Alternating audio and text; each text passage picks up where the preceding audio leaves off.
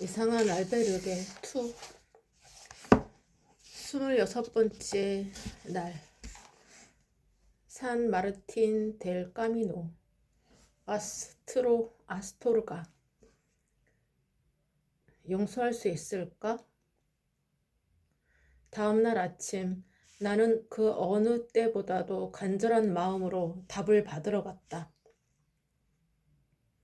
알베르게 주인은 온화한 미소로 답변 봉투를 건네주었고 그 미소에 이상하게 긴장이 풀렸다.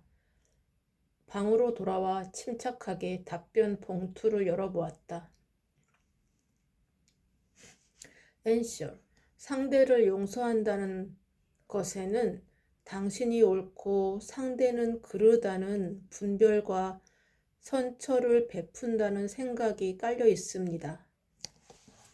그리고 선처를 베푼다는 건 당신이 상대보다 위라는 생각을 가지고 있는 것입니다. 이것이 바로 착각이자 잘난 체입니다. 사기를 당한 사람과 사기꾼을 잘 보십시오. 누가 더 마음이 아픕니까? 아픈 사람이 환자입니다. 잘 살고 있는 사기꾼이 용납되지 않는다고요? 당신은 아프고 어려움을 겪는데 왜 사기꾼은 잘 살고 있을까요? 사기꾼은 하느님이 보낸 일꾼입니다. 우리가 잘못 살고 있으면 하나님이 그걸 일깨우기 위해 사기꾼이라는 일꾼을 보냅니다. 그래서 사기꾼은 성공하고 나면 자신에게 주어진 일을 잘했으니 좋아하고 사기를 당한 사람은 가슴이 아프게 됩니다. 그러나 사기꾼이 항상 좋은 것은 아닙니다. 사기치다 잡히면 안 좋겠죠. 그때는 사기꾼이 자신의 역할을 제대로 하지 못했기 때문에 실패하고 잡힌 것입니다.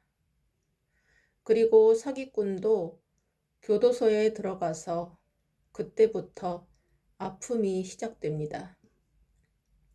이렇듯 하나님의 법칙에는 예외가 없습니다. 어떤 경우에도 아프면 아픈 사람이 환자입니다. 환자는 치료받아야 합니다. 치료는 왜 아픔이 오게 되었는지를 찾는 데에서부터 시작됩니다. 사기 당할 때를 잘 생각해 보십시오. 그때 자신에게 욕심이 있었나요? 없었나요? 욕심이 지나치면 시야를 가립니다. 그래서 올바른 선택을 하지 못하게 되고 그 결과는 아픔으로 옵니다. 인간에게 재물을 주는 것은 모으라고 주는 것이 아닙니다. 사람을 이롭게 하라고 주는 것입니다. 그런데 그 재물을 바르게 쓰지 못하고 모으기만 한다거나 더 큰 재물을 탐내면 하느님이 거두어가는 것입니다. 그런데 어떻게 자신의 잘못으로 아프게 된 환자가 다른 사람을 용서하겠다는 말입니까? 인간에게는 애초에 다른 사람을 용서할 자격이 부여되지 않았습니다. 용서는 오직 하느님만이 할 수 있습니다. 자신이 잘못하지 않고는 어려움이 절대 오지 않습니다. 만약 당신에게 어려움이 왔다면 그것은 하느님이 당신의 잘못을 일깨우기 위해 준 것입니다. 그러니 어려워진 사람은 자신을 어렵게 한 사람을 탓하고 원망할 게 아니라 자신이 왜 어려워졌는지를 연구하고 공부하여 다시 어려워지지 않기 위해 노력해야 합니다. 그렇게 할 때 하느님이 당신을 용서하고 비로소 당신이 어려움에서 벗어날 수 있게 해줍니다. 당신이 이 고민을 적었다는 건 이제 이 고민을 풀어내고 새롭게 출발하고 싶다는 뜻일 것입니다. 이렇게 적기까지 쉽지 않았을 것을 압니다. 당신의 용기에 박수를 보내며 앞으로 당신이 가는 길에 행운이 함께 하길 바랍니다. 다음 질문 알베르게의 주소는 뒷면에 있습니다. 나는 답변지를 읽고 큰 충격을 받고서 멍해졌다. 내심 용서하라고 하면 어떡하나 라는 걱정을 무색하게 만들었다. 답변에서는 나에게 용서할 자격이 없다고 했다. 남에게 사기를 치고도 버젓이 살아가고 있는 그들을 단죄하지 못해 얼마나 분노하고 힘들어했는데. 그리고 우리 가족이 겪은 어려움과 아픔은 또 얼마나 컸는데. 오히려 사기를 당한 우리 가족에게 잘못이 있다고 하다니. 심지어 가슴 아픈 내가 환자라고? 나는 세라의 답변처럼 나에게도 뭔가 용기를 던져주는 말을 해줄 줄 알았다. 그래서 지금까지 누구에게도 꺼내지 못했던 말을 솔직하게 질문 카드에 썼다. 그런데 오히려 나에게 큰 잘못이 있다는 꾸지람만 돌아온 것이었다. 내 솔직함에 대한 대가가 이거라니. 어째서 세라가 받은 답변과 내가 받은 답변이 이토록 큰 차이가 있는 걸까? 세라가 예뻐서? 아니, 얼굴은 보지 못했을 테니 그건 아닐 거야. 그러면 여자라서? 그 정도로 솔직하게 이야기했으면 따뜻한 위로의 말부터 건네야 하는 게 인지상정 아니야? 이건 정말. 혹시 답변을 주는 사람이 매번 달라서일까? 아무튼 어떻게 이런 답변을 줄 수 있지? 나는 도무지 이해할 수도 없고 인정할 수도 없는 답변을 받고 한동안 계속되는 분함을 떨칠 수가 없었다. 나는 답변지를 내려놓고 분함을 가라앉히기 위해 테이블 위의 생수를 벌컥벌컥 들이켰다. 그럴수록 속이 더 답답했다. 휴, 나는 잠시 떨리는 가슴을 진정시키고 그동안 질문 알베르게를 거치면서 받았던 답변지들을 모조리 가방 속에서 꺼냈다. 첫 번째 질문 알베르게에서 받았던 답변지부터 천천히 읽기 시작했다. 순례길에서 있었던 일들과 아버지와 우리 가족에 관한 일들, 그리고 영화에 대한 꿈을 키워나가던 고등학교 시절까지의 일들이 주마등처럼 스쳐 지나갔다. 좋았던 일, 나빴던 일 할 것 없이 나를 어지럽게 만들던 수많은 순간들이 답변과 함께 소용돌이 쳤다. 답변의 첫 문장에서 말하듯 내가 옳고 그들이 잘못됐다고 생각한 것도 맞았다. 그리고 내가 그들에게 선처를 베풀어 주겠다고 생각한 것도 맞았고, 그 생각이 그들보다 위라는 오만함에서 기인한 것도 맞았다. 한번 인정하고 나니 그 다음부터는 답변지의 내용들이 완전히 새롭게 받아들여지기 시작했다. 사기꾼의 장난으로 아버지의 사업이 실패해서 아프고 힘든 사람은 우리 가족과 나였다. 우리 가족과 내가 환자였던 것이다. 환자인 내가 도리어 그들을 용서해야 하는지 말아야 하는지를 고민했던 것이다. 나는 답변을 계속 읽어 내려갔다. 사기꾼이 하느님의 일꾼이라는 부분에서는 로스 아르코스에서 받았던 생각의 질에 대한 답변과 겹치면서 그 또한 인정할 수밖에 없었다. 아버지가 사장의 의무를 다하지 못했고 그에 맞는 생각의 질을 갖추지 못했기에 하느님의 회수가 시작되었다는 것이 이제는 수긍되었다. 사기꾼은 하느님의 회수를 실행하기 위해 온 하느님의 일꾼이었다. 내가 잘못하지 않고는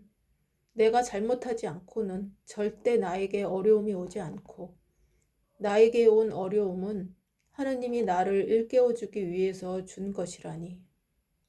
한 문장 한 문장이 모두 맞는 말이었다. 내가 반박할 수 있는 부분이 하나도 없었다. 여기까지 읽고 나니 더는 우리 가족을 어렵게 만들었던 그 사기꾼들을 미워할 수 없을 것 같았다.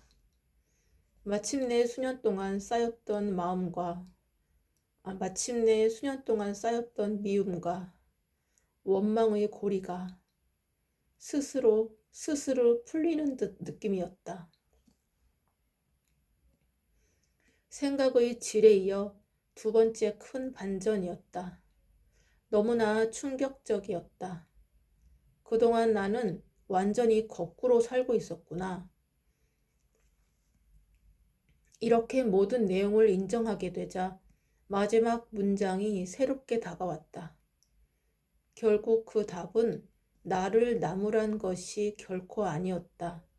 오히려 세상을 바로 보고 제대로 살라며 용기를 내게 준 것이었다. 지금까지 나는 위로의 말을 건네며 독려해 주는 것이 용기를 주는 일인 줄 알았는데 이런 방법으로 내게 용기를 줄 것이라고는 전혀 생각하지 못했다. 이 또한 커다란 반전이었다. 당신의 용기에 박수를 보내며 앞으로 당신이 가는 길에 행운이 함께하길 바랍니다. 답변의 마지막 문구가 마음을 잔잔하게 울렸다. 진실함에 대해 정말 제대로 보답받은 것 같았다. 나는 정성스럽게 답변을 써준 분께 감사함을 느꼈다. 그리고 이러한 답변을 받을 수 있도록 솔직함을 일깨워준 세라도 고마웠다. 언젠가 이 감사함을 전할 수 있었으면 앞으로 산티아고까지 나는 몇 개의 질문 알베르게를 더 만날 수 있을까? 뒤늦게 추가로 물어본 부분이 생각나 답변지를 다시 읽어보니 한 줄 추신이 있었다. PS. 산티아고까지 5개의 질문 알베르게가 더 있습니다. 다행이야. 아직 5번이나 더 질문할 수 있다니. 나는 질문할 기회가 아직 5번이나 있다는 사실에 기분이 좋았다. 어깨가 가벼워지고 가슴이 후련했다. 나는 새로운 출발을 위해 길을 나섰다. 다음 질문 알베르게는 아스토르가에 있었다. 2. 거리의 철학자. 아침 햇살이 닿는 곳마다 오렌지 빛이 가득했다. 들판에 자란 키 큰 옥수수들이 점점 오렌지 빛으로 물들고 있었고 구름 한 점 없는 파란 하늘이 눈앞에 끝없이 이어졌다. 올라, 이따금 마주치는 순례자들이 나에게 기운찬 목소리로 인사를 건넸다. 단조롭고 완만하게 펼쳐진 들판의 옆길을 한동안 걷고 있었는데 한 순례자가 문득 내게로 다가와서 인사했다. 부엔 까미노. 남자는 자신은 영국에서 왔고 이름은 딜런이라고 했다. 영국에서 오셨군요. 저도 런던을 몇 번 방문한 적이 있어요. 날씨가 조금 변덕스럽기는 하지만 상당히 매력적인 도시였어요. 혹시 영국의 어느 도시에서 오셨나요?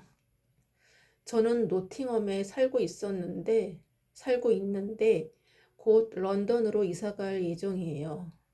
다니고 있는 회사에서 내게 런던으로 발령을 내렸거든요. 그런데 막상 이사하려니 여러 가지 걱정이 앞서네요. 비싼 집값은 회사에서 제공해 주어서 해결되겠지만 비싼 물가에 따른 생활비라든가 아이가 전학 가서 잘 적응할지도 걱정이에요. 그리고 아내도 런던에 새로운 일자리를 찾아야 하거든요. 아무래도 낯선 곳으로 이사하면 여러 가지로 챙길 것들이 많겠죠. 그래도 런던은 영국의 수도이니 그곳에서 많은 것을 배우면 자신이 성장할 수 있는 계기가 되지 않을까요? 그리고 커리어 쌓는 데도 도움이 되고. 딜런은 난감한 표정을 지으며 대화를 이어갔다. 네, 물론 좋은 점도 있겠죠. 하지만 저에게는 쉽지 않은 결정이었어요. 태어나서 지금까지 한 번도 노팅엄을 떠나서 살아본 적이 없었거든요. 대학교도 노팅엄 대학교를 졸업했고, 졸업 후에는 노팅엄에 있는 회사에 취직했어요. 그리고 결혼 후에도 계속 살았죠. 노팅엄에서의 생활은 아주 만족스러웠어요. 퇴근 후 펍에서 맥주를 마시면서 지인들과 대화를 나누고 주말에는 가족들과 단란한 시간을 보내고 취미생활인 자동차 정비도 하면서 행복한 시간을 보냈답니다. 그런데 이번에 런던 본사로 발령이 나서 여러 가지로 복잡한 심경이에요. 그런 제 마음을 정리하고자 순례길에 오게 되었어요. 그러셨군요. 그런데 딜런에게는 일에서 오는 성취감보다 개인적인 생활에서의 만족이 더 중요한가 봐요. 네, 그렇다고 일을 소홀히 한다거나 중요하지 않다고 생각하는 건 아니에요.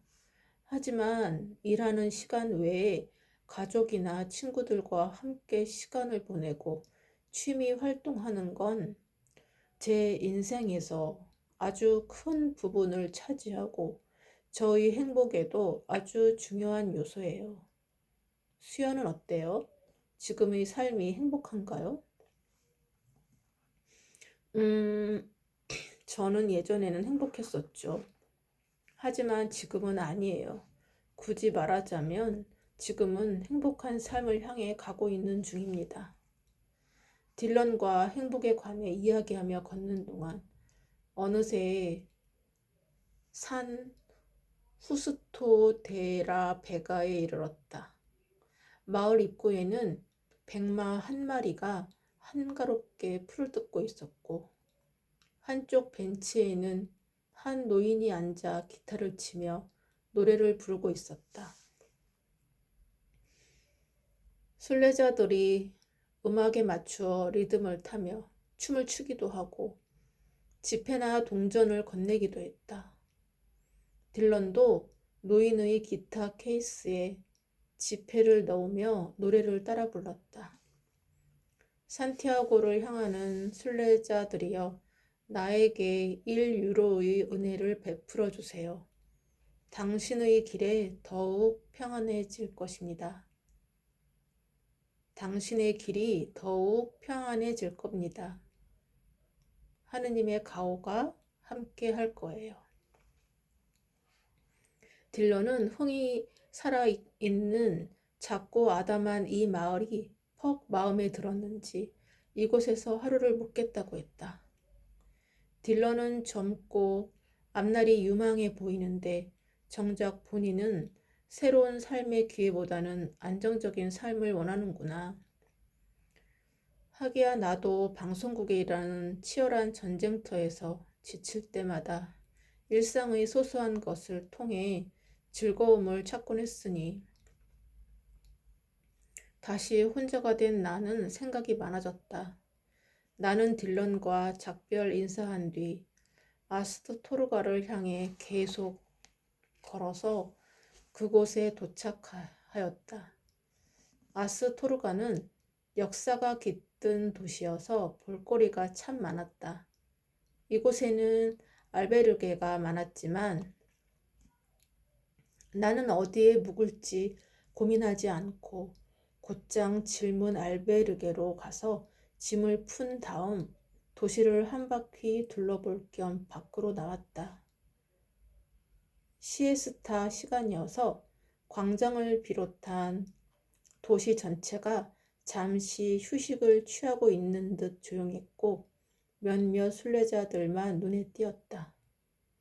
그때 어디선가 상큼한 향이 나의 후각을 자극했다. 다가가 보니 샌드위치 가게였다. 나는 샌드위치와 주스를 샀다. 나는 한 손에 샌드위치를 들고 웅장하면서도 화려한 산타 마리아 성당과 가우디의 건축물인 주교궁을 지나 시청 앞 중앙광장에 이르렀다. 광장 한쪽에 남루한 차림의 한 남자가 눈에 들어왔다. 거지인가? 나는 호기심이 일어 그 남자에게로 다가갔다. 그는 헝클어진 머리를 하고 있었는데 몸을 잔뜩 웅크린 채 연필로 공책에 무언가를 열심히 그리고 있었다. 누군가가 바라보고 있는데도 관심이 전혀 없었다. 그의 앞에는 조금 큰 종이컵이 놓여 있었고 행인들이 던져주고 간 동전 몇 개가 그 안에 들어 있었다. 순례자들을 상대로 구걸하는 건가? 나는 이상하게도 그에게 관심이 쏠렸으나 정작 어떤 말을 해야 할지 몰라서 망설이다가 손에 들고 있던 샌드위치를 내밀었다. 그는 나의 얼굴과 샌드위치를 번갈아 쳐다보더니 종이상자 하나를 흔들면서 퉁명스럽게 내뱉었다. 됐소. 나에겐 피자가 있소. 나는 순간 당황했다. 그에게서 며칠은 씻지 않은 듯 이상한 냄새가 났다. 하지만 위험한 사람처럼 보이지는 않았다. 나는 다시 용기를 내어 말을 걸었다. 실례했습니다. 저는 순례길을 걷고 있는 여행자입니다. 이곳에서 뭘 하고 있는지 물어봐도 될까요? 인생을 즐기는 중이요. 인생을 즐긴다고요? 나는 그 남자의 행색을 살피며 되물었다. 실례지만 이곳에서 먹는 건 어떻게 해결하는지 잠잘 곳은 있고요. 그는 나를 힐끗 쳐다보더니 이렇게 말했다. 항상 그 소유가 문제군. 세상 사람들은 한 푼이라도 더 가지려고 혈안이 되어 있지. 나는 거리를 누비다가 먹고 싶을 때 먹고 자고 싶을 때 잔다네. 이따금 광장을 지나다니는 사람들을 관찰하며 생각에 잠기기도 하고 떠오르는 이미지를 이렇게 그려보기도 하지. 그렇게 나는 이곳에서 내 인생을 즐기고 있어. 나는 소유에 구애받지 않는 자유로운 지금이 행복하고 좋소. 나는 홈리스로 보였던 그 남자의 입에서 행복이라는 말이 나오자 좀 뜻밖이었다. 홈리스와 행복이라.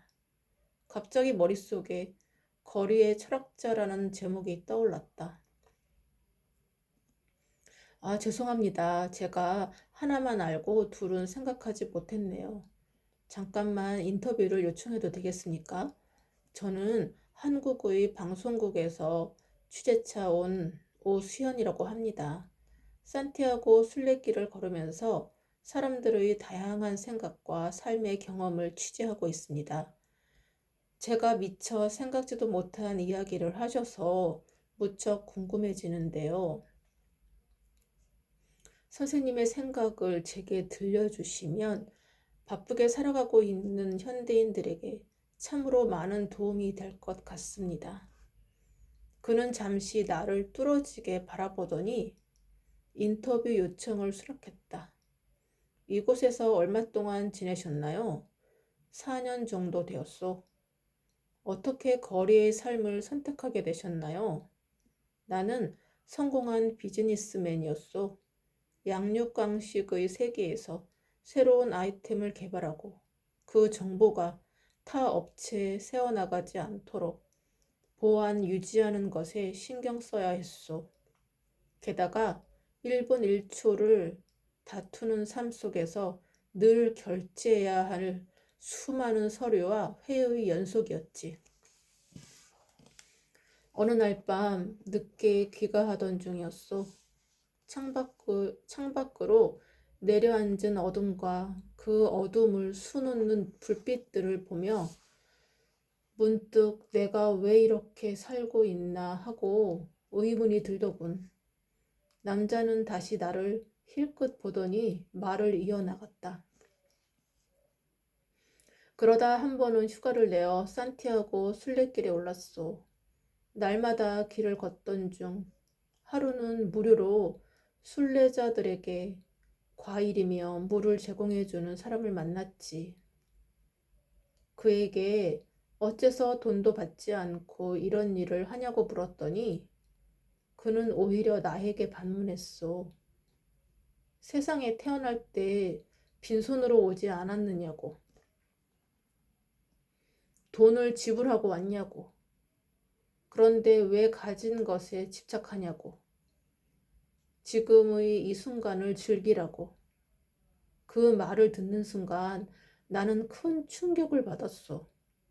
그때까지 나는 성공하기 위해서 철저하게 계획을 세우고 회사를 비롯하여 내가 가진 것을 잘 지키기 위해서만 살아왔지.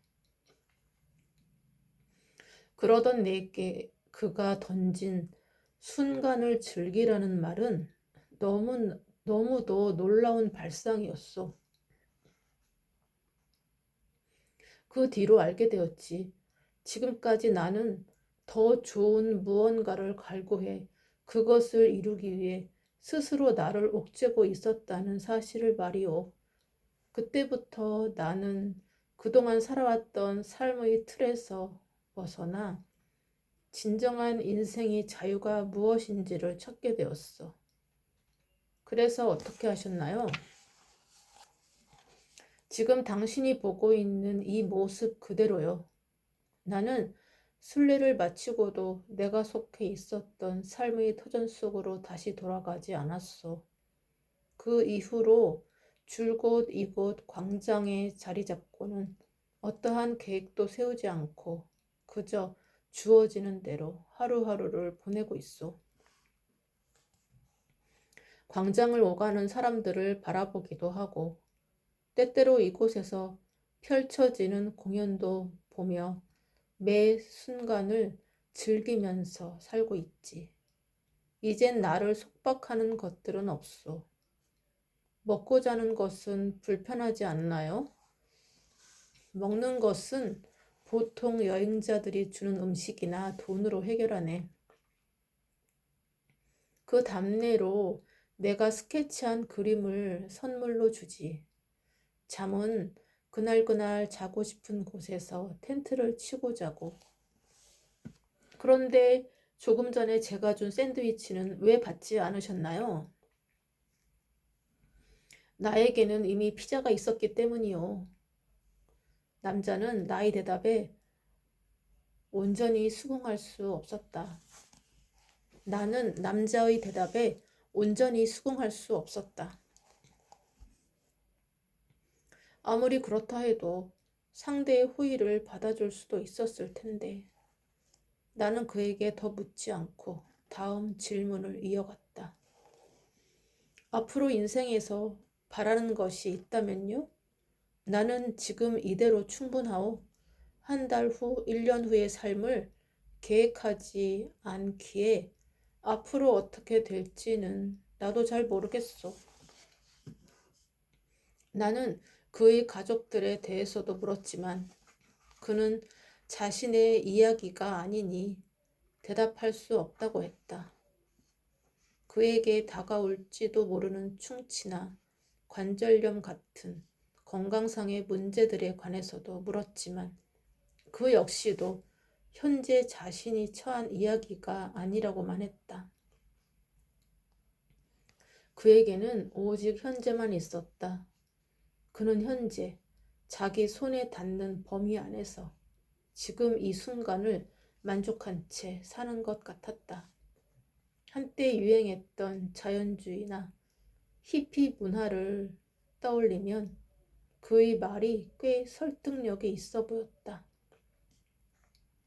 그리고 삶의 어느 극에 도달한 사람이 그 반대쪽 극으로 간다는 스토리도 그럴듯했다. 1분 1초를 싸워야 했던 비즈니스맨과 시간 개념 따위는 전혀 없는 거리의 홈리스. 마치 그의 삶은 한편의 드라마 같았다.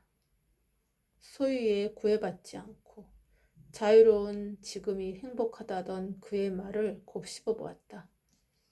홈리스는 나에게 지금의 삶이 행복하다고 했지만 그것이 정말 행복한 걸까?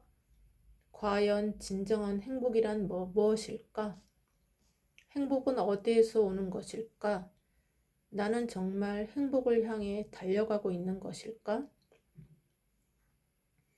알베르게로 돌아가는 길, 누가 내 이름을 부르는 소리에 고개를 돌렸다. 수연이 형, 마침 아침에 오스피탈 데 오르비고 마을에서 잠시 만났던 한국에서 온 대학생 서준이었다. 그가 카페의 테라스에 앉아 손을 흔들고 있었다. 친근하게 나를 형이라고 부르는 서준이의 밝고 꾸밈없는 모습에 이끌려 나는 그쪽으로 향했다. 서준이는 정말 친화력이 좋네. 오늘 처음 만난 나에게 이렇게 스스럼 없이 형이라고 부르다니. 테라스에는 순례자로 보이는 사람들이 3355 모여 색색의 칵테일을 앞에 두고 담소를 나누고 있었다. 형, 잠깐 칵테일 한 잔 안 하실래요? 여긴 순례자들 사이에 독특한 칵테일로 입소문이 난 곳이에요. 서준이가 주문한 칵테일 잔에는 짙은 붉은빛 음료가 담겨 있었다. 독특한 칵테일이라고요? 독특한 칵테일이라고? 네, 일단 가서 주문부터 해보세요. 카페에 들어서자 세월의 흔적이 느껴졌다. 나무 테이블, 의자, 벽에 걸린 무늬가 화려한 플레이트, 한쪽 구석에는 스피커 등 순례길에서 흔히 볼 수 있는 카페였다. 바 테이블 너머로 보이는 선반 위에 연필로 스케치한 초상화가 눈에 띄었다. 초상화 속에는 개구진 인상의 중년 남성이 입가에 미소를 띠고 있었다. 여기 주인인가? 그때 여직원이 메뉴판을 건네서 보니 그제야 왜 이곳의 칵테일이 독특하다고 했는지 그 이유를 알 수 있었다. 메뉴판의 이름부터 심상치 않았다. 그리고 그 아래로 나열된 칵테일 이름은 하나같이 유명한 명언 문구였다. 인생은 철학과 칵테일 사이의 선택이다. 메뉴. 너 자신을 알라. 나는 생각한다. 고로 존재한다. 죽느냐 사느냐 그것이 문제로다. 인간은 노력하는 한 방황한다. 나는 사람들이 가볍게 마시는 음료에 이런 철학적이고 무게 있는 이름을 붙인 주인의 아이디어가 무척 궁금했다. 너 자신을 알라를 주문하고 주인을 만나고 싶다고 직원에게 물어보니 주인은 외출했다고 했다. 아쉽지만 주문한 칵테일을 들고 서준이가 있는 테이블로 갔다. 서준, 이런 곳이 있었네. 알려줘서 고마워. 난 너 자신을 알라를 시켰어. 형, 저도 너 자신을 알라를 주문했어요. 술래길과 잘 어울리지 않나요? 응, 맛도 괜찮네. 우리는 술래길에는 어떻게 오게 되었는지, 와보니 무엇을 느꼈는지 등에 관해 이런저런 이야기를 나누며 여유로운 오후 시간을 보냈다. 알고 보니 서준도 나와 같은 알베르게에 묵고 있었다. 정말? 나도 거기 묵는데 너는 질문 알베르게를 어떻게 알고 왔어? 질문 알베르게요? 응, 우리가 묵는 거기가 질문 알베르게야. 아, 그래요? 뭘 질문하나요? 네가 평소에 궁금하던 걸 질문하면 돼, 거기는. 하하, 정말 희한한 곳이네요. 내가 질문 알베르게에 대해 조금 진지하게 말하려고 하자 서준은 재미있다는 투로 가볍게 웃어넘겼다. 3. 행복이 뭐라고 생각하세요? 나와 서준은 알베르게로 돌아와 저녁 식사를 함께하고 각자의 방으로 돌아갔다. 잠시 후 나는 잊지 않고 질문을 적기 위해 거실로 갔다. 거실로 들어가자 갑자기 확 트인 느낌이 들었다. 고개를 들어보니 천장이 아주 높았다. 높은 천장에는 지구촌의 모든 국가와 민족이 손에 손을 잡고 있는 그림이 있었다. 마치 지구촌 사람들의 화합을 바라는 메시지가 담겨 있는 듯했다. 그리고 천장의 중앙으로부터는 길게 샹들리에가 내려오고 있었고 크리스털에 반사되는 빛이 거실을 밝게 비추고 있었다. 공용 거실 가운데에는 크고 넓은 테이블이 놓여 있었는데 여러 번 보니 질문 알베르게만의 특징인 듯했다. 그런데 이번에는 특이하게 창가에도 테이블이 놓여 있었다. 그곳에서는 67명의 순례자들이 유쾌하게 이야기를 나누고 있었다. 나는 그들에게 다가갔다. 함께 앉아도 될까요? 그럼요. 그들은 질문 알베르게에 어떻게 찾아왔으며 어떤 질문을 할 것인지 지금까지의 순례길 여정에 관한 이야기를 서로 나누고 있었다. 나도 끼어들어 그동안 내가 지나온 질문 알베르게와 순례길에서 일어났던 일들을 얘기했다. 그들은 내 말을 듣고선 꽤 신기했다. 그들은 이 질문 알베르게가 처음인 것 같았다. 질문 알베르게에 대한 호기심으로 인해 그들과의 대화는 계속 이어졌다. 나는 오늘 화두로 다가온 행복에 관해 물어봐야겠다는 생각이 들어서 그들에게 행복에 관해 질문을 던졌다. 다들 행복이 뭐라고 생각하세요? 나의 질문에 그들은 서슴없이 이야기를 시작했다. 가장 먼저 말을 꺼낸 것은 유쾌한 목소리의 안드레아였다. 저는 지금 행복해요. 저는 이탈리아에서 베이커리를 운영하고 있어요.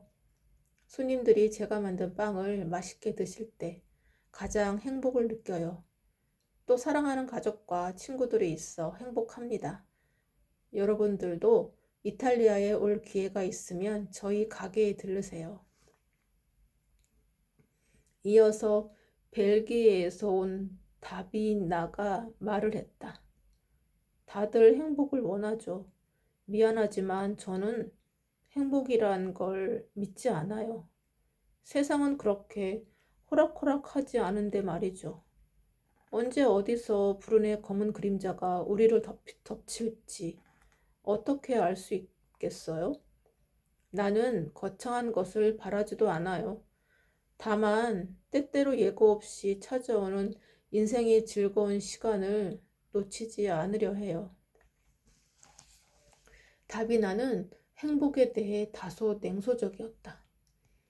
다음으로 미국에서 심리학을 공부하고 있다는 대학원생 루스가 말을 이었다. 행복의 조건을 5가지로 정리한 미국의 학자가 있어요. 그는 60년 동안 사람들의 인생을 추적 관찰하여 행복한 사람이 가진 특징을 찾았어요.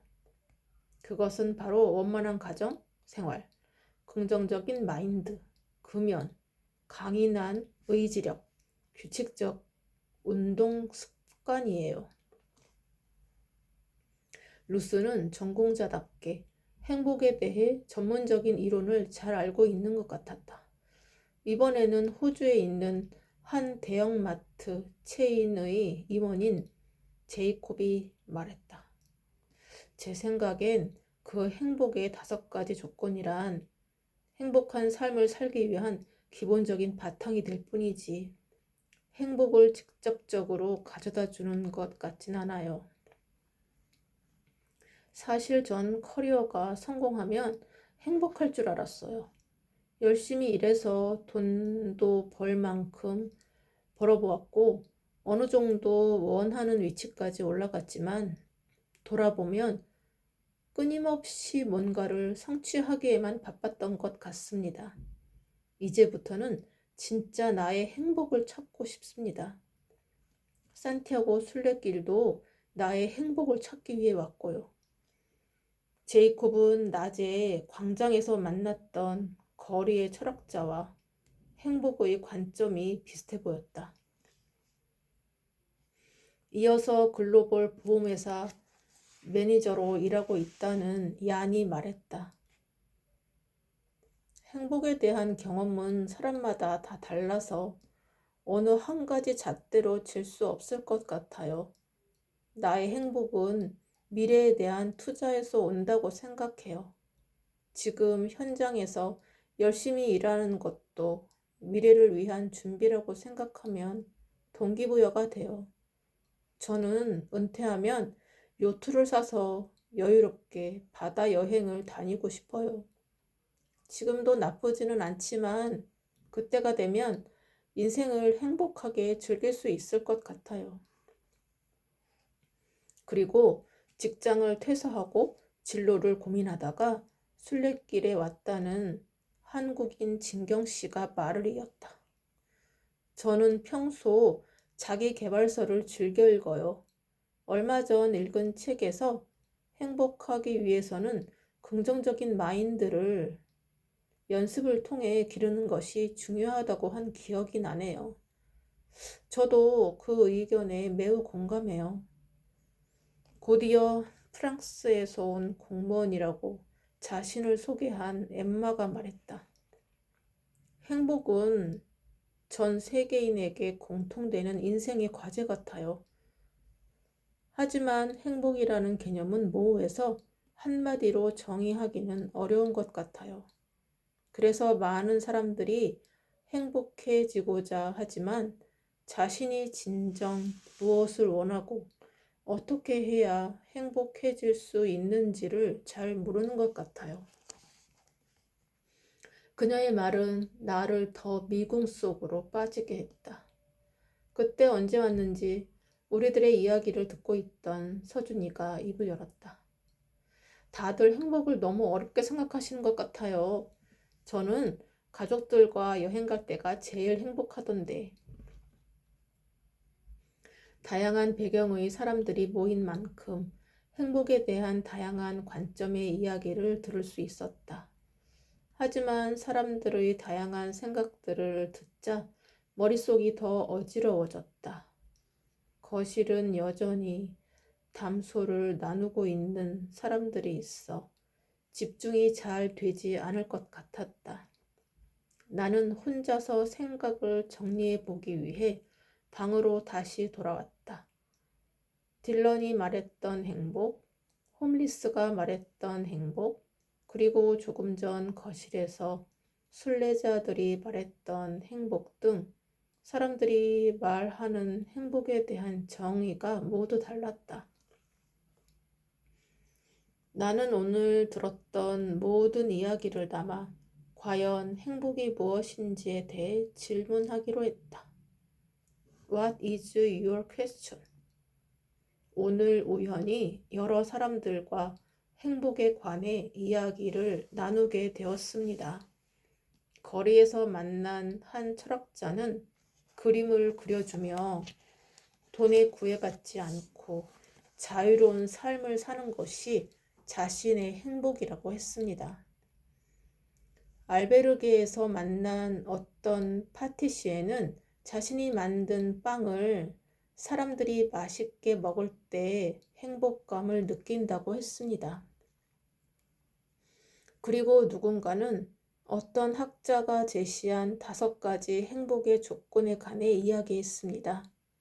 그 조건은 원만한 가정생활, 긍정적인 마인드, 금연, 강인한 의지력, 규칙적 운동 습관이었습니다. 또 한 사람은 지금 현장에서 열심히 일하는 것은 모두 미래를 위한 준비라고 하며 은퇴 후 요트를 타고 여유롭게 여행을 다니며 인생을 행복하게 즐길 수 있을 것 같다고 했습니다. 그리고 행복했다가도 언제 불행해질지 모르니 행복을 믿지 않는다고 하는 사람도 있었습니다. 마지막으로 행복은 정의하기 어려운 것이라고 하며 많은 사람들이 행복해지고자 하지만 진정 자신이 무엇을 원하고 어떻게 해야 행복해질 수 있는지를 잘 모른다고 하는 사람도 있었습니다. 이렇게 행복에 대한 의견이 저마다 다른데 행복이란 과연 무엇입니까? 질문 카드를 넣고 나서 이런저런 생각으로 애꿎은 베개만 머리로 눌러댔다. 마지막으로 행복이라는 단어를 써본 적이 언제였던가? 특별한 감흥 없이 미래의 인류가 행복할 수 있도록 따위의 대본을 적어뒀던 때도 있었다. 결혼하는 친구의 신랑에게 이 친구 행복하게 해주지 않으면 가만두지 않겠습니다. 라고 말했다가 친구의 부캐로 입이 틀어막힌 적도 있었다. 대체 행복이란 무엇일까?